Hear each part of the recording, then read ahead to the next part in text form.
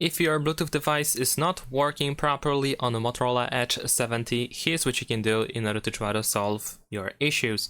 So first of all, we're gonna open the settings and then we want to go to connected devices. Now, of course, over here you should be able to find all your Bluetooth devices that you have been connected to in the past or the ones that you are connected to right now. In case right now you have it in saved devices and you cannot properly connect to this Bluetooth device, what you can do is you can simply remove the device from this list. We can forget the device completely. I'm gonna also remove this one as well. And now what we're gonna do is we're gonna turn off our Bluetooth device, go to the pairing new device option. We're gonna turn back on our Bluetooth device and we need to pair it again. So I'm gonna put it into the pairing mode. If you don't have pairing mode on your Bluetooth device, then make sure that your Bluetooth device is not connected to anything else. And then we're gonna choose to pair our device. Over here we need to select from this list.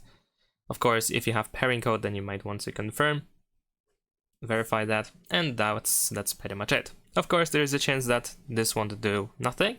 So what you can also do is you can go to connection preferences, open Bluetooth. You might want to turn off Bluetooth and turn it back on.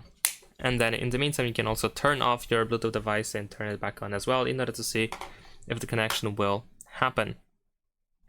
Now, if none of this helps, then what you can also do is you can go back to settings.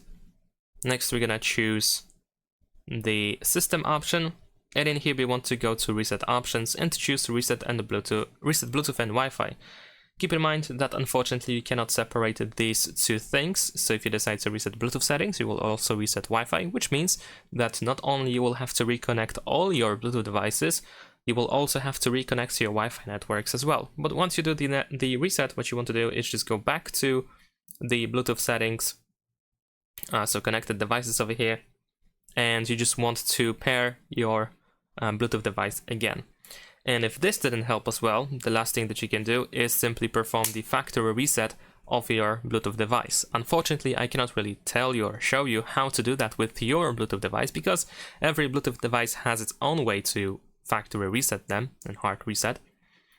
So you will have to find the instruction in user manual, for example. And that's pretty much it. Thanks for watching, leave a like and subscribe.